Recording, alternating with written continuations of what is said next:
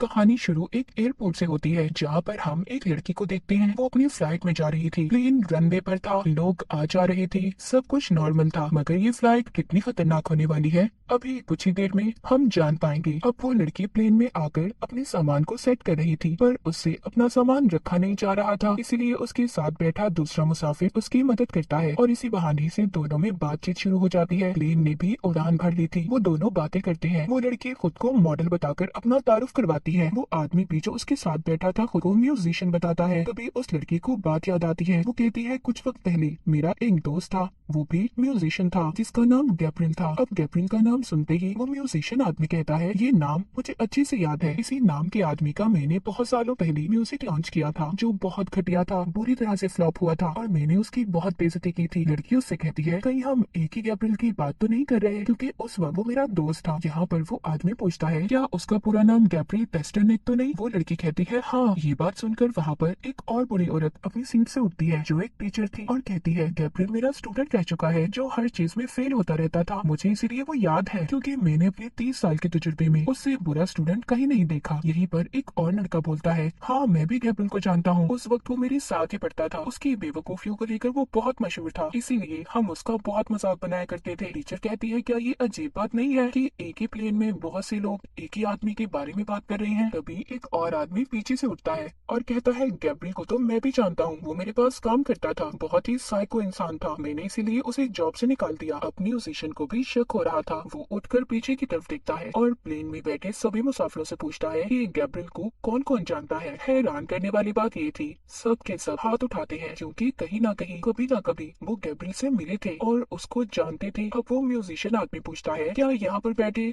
सभी लोगों ने इस फ्लाइट की टिकट को खुद खरीदा था? यहाँ पर एक और हैरान कर देने वाली बात सामने आती है, किसी ने भी इस फ्लाइट की टिकट को खुद से नहीं खरीदा था, किसी को गिफ्ट मिला था, तो यहाँ पर किसी की कंपनी ने दिया था। टीचर कहती है, मैंने तो इस फ्लाइट को कैंसिल करने का भी सोचा था, और मुझे सख्ती से इस दिन आने का कहा गया। कि सभी बातें एयर होस्टेस सुन लेती है और आकर इनको बताती है कि जिस गैब्रियल पेस्टरनिक की आप लोग बात कर रहे हैं, वो आज इस फ्लाइट का कैबिन चीफ है और मेरा भी उससे मेरी पुरानी जिंदगी में रिश्ता रह चुका है। मैं और वो इकट्ठे ट्रेनिंग करते थे। एक दिन उसने मुझे प्रपोज किया, वो मुझसे शादी करना चाहता था, पर मैंने उसे मना कर दिया। बाद में वो मेरा सीनियर बन गया, आज वो इस प्लेन में है। मैं भी नहीं आना चाहती थी, पर ना चाहते हुए भी मुझे आज इस प्लेन में आना पड़ा, क्योंकि वो मेरा हेड है। पर परेशानी वाली बात ये है, वो कुछ वक्त पहले पायलट्स के हिस्से में गया था, पर अब तक वापस नहीं आया और किसी ने भी दरवाजा नहीं खोला। इसके अलावा दोनों पायलट्स कोई जवाब नहीं दे रहे। म्यूजिशियन परेशान हो जाता है। वो कहता है, इसका मतलब ये है यहाँ पर जितने भी इंसान मौजूद हैं, सब ने कभी ना कभी कहीं ना कहीं गैब्रियल के साथ बुरा किया है। पर वो उस मॉडल लड़की से पूछता है, तुम तो उसकी दोस्त थी ना, तुमने क्या गलत किया था? वो कहती है, गैब्रियल मुझे पसंद करता था, पर मैं उसके दोस्त को, मैंने उसको धोखा दिया। अब जिस दोस्त के साथ मिलकर इसने गैब्रियल को धोखा दिया था, वो भी इसी प्लेन में मौजूद था। तभी प्लेन हिलने लगता है। सब के सब बहुत ज्यादा डर गए थे। यहाँ से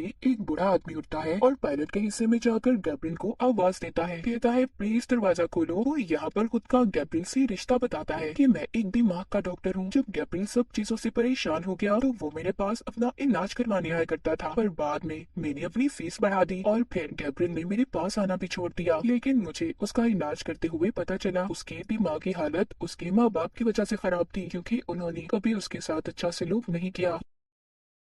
यहाँ से अब वो उसे आवाज देता है, कहता है, तुम हमारे से बदला नहीं ले सकते, क्योंकि तुम्हारी ऐसी जिंदगी के जिम्मेदार तुम्हारे माँ बाप हैं। पर प्लेन नीचे की तरफ जा रहा था। गैब्रियल ने बहुत बड़ी प्लानिंग करके अपनी जिंदगी खराब करने के जिम्मेदार लोगों से बदला लेने का सोच लिया था, पर उस प्लेन में उसके माँ बाप तो नहीं थे। सभी डर से चिल्ला रहे थे। प्लेन नीचे शहर की तरफ जा रहा था। तभी हम देखते हैं एक बूढ़ा कपल अपने गार्डन में बैठे थे और उन्हें ऊपर से एक प्लेन आता दिखाई देता है, जो इनकी तरफ आ रहा था, और हमें पता चलता है कि बूढ़ा कपल ही गैब्रियल के माँ बाप थे। वो ऊपर से प्लेन को लाकर इन पर तबाह कर देता है। उफ, कितना खतरनाक था गैब्रियल का बदला। इसके बाद हमें दूसरी कहानी दिखाई जाती है। हम एक बिजनेसमैन को देखते हैं जिसका नाम डिएगो था। वो अपने बिजनेस के सिलसिले में कहीं पर जा रहा था, जो एक बहुत ही सुनसान रास्ता था। उसकी गाड़ी, म्यूजिक सब बहुत अच्छा चल रहा था। तभी अचानक से एक और गाड़ी उसकी गाड़ी के आगे आ जाती है, जो बहुत ही आहिस्ता चल रही थी। डिएगो अपनी गाड़ी से बार बार हॉर्न देता है, रास्ता देने का कहता है, पर वो उसके आगे से हटने का नाम ही नहीं ले रहा था। डिएगो अब साइड पर जाता है, देखता है उस गाड़ी में एक आदमी बैठा था जो बहुत ही अजीब था। अब ये उसे बुरा भला कहता है और उसकी गाड़ी से आगे जाकर उसको अपनी मिडिल दरमियान वाली उंगली भी दिखाता है और आगे निकल जाता है। डिएगो की गाड़ी बहुत तेज चल रही थी। आगे जाकर डिएगो फिर अपनी स्पीड में गाड़ी चलाने लगा था, पर अचानक से उसकी गाड़ी का टायर पंचर हो जाता है। वो एक पुल के पास अपनी गाड़ी को खड़ा करता है। यहाँ पर दूर दूर तक कोई नजर नहीं आ रहा था। ऊपर से डिएगो पीछे से एक आदमी से लड़कर भी आया था। उसके पास एक और टायर तो था, पर उसे लगाना नहीं आता था, इसीलिए वो एक मैकेनिक को कॉल करता है, लेकिन वो उसे 1 घंटे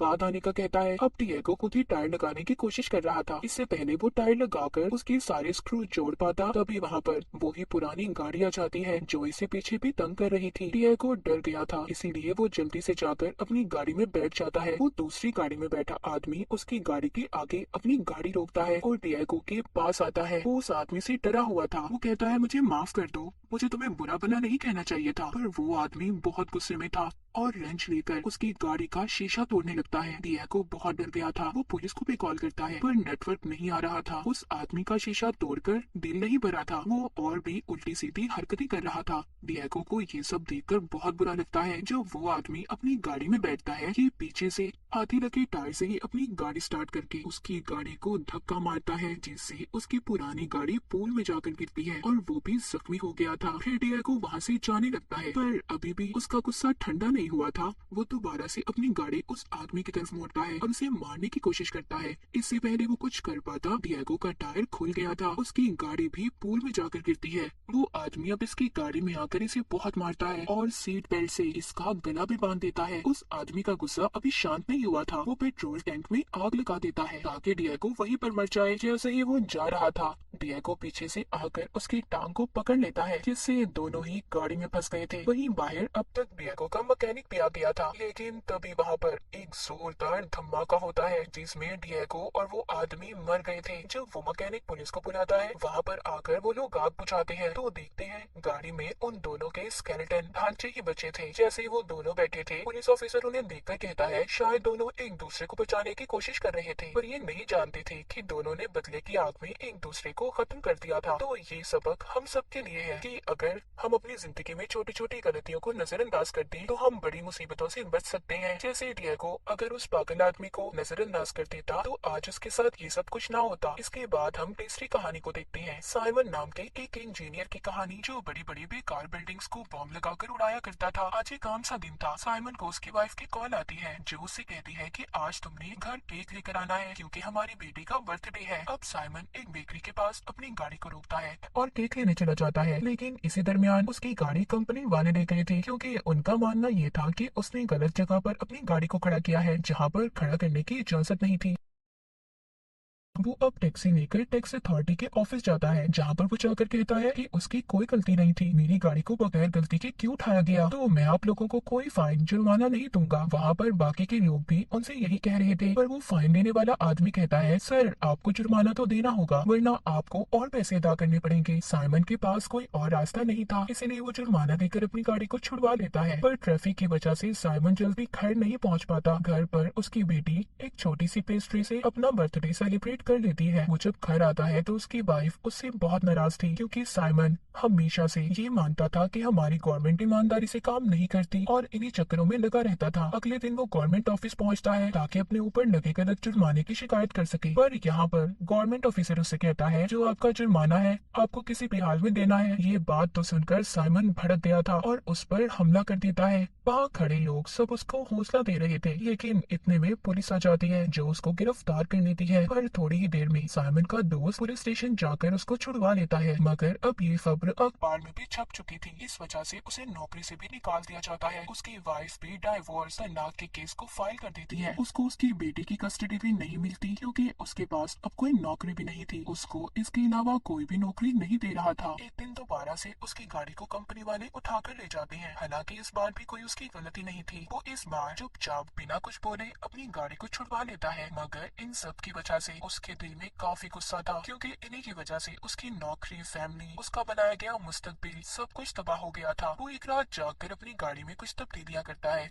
और अगली सुबह जाकर अपनी गाड़ी को ऐसी जगह पर खड़ा करता है जहाँ पर नो पार्किंग का साइन था। वो चाहता था कि कंपनी उसकी गाड़ी को ले जाए और होता भी ऐसा ही है, पर जैसे ही ये उसकी गाड़ी को उठाकर अपने गैराज में खड़ी करते हैं तो वहाँ पर एक जोरदार धमाका होता है। कंपनी का ऑफिस, आसपास खड़ी गाड़ियाँ, सब कुछ तबाह हो गया था। ये खबर एक बड़ी खबर बन गई थी कि कैसे एक आम इंसान ने गवर्नमेंट के खिलाफ आवाज उठाई। साइमन आम लोगों में एक मसीहा बन चुका था। अब इस हादसे को कुछ महीने हो चुके थे, पर साइमन अब जेल में था। उसका आज बर्थडे था। उसकी वाइफ और बेटी उसके लिए केक लेकर आती है, यानी कि उसकी बेटी और वाइफ ने भी उसके साथ रहने का फैसला कर लिया था। साइमन के जेल में सभी इज्जत भी करते थे और इसी के साथ ही तीसरी कहानी भी यहीं पर खत्म हो जाती है। साइमन की कहानी से तो हम ये सीख पाते हैं कि हमें बिना वजह किसी के आगे झुकना नहीं चाहिए। जिसमें आपकी कोई गलती ना हो, अपने हक के लिए आवाज उठाएं। तो इन तीनों में से आपको कौन सी कहानी अच्छी लगी, हमें जरूर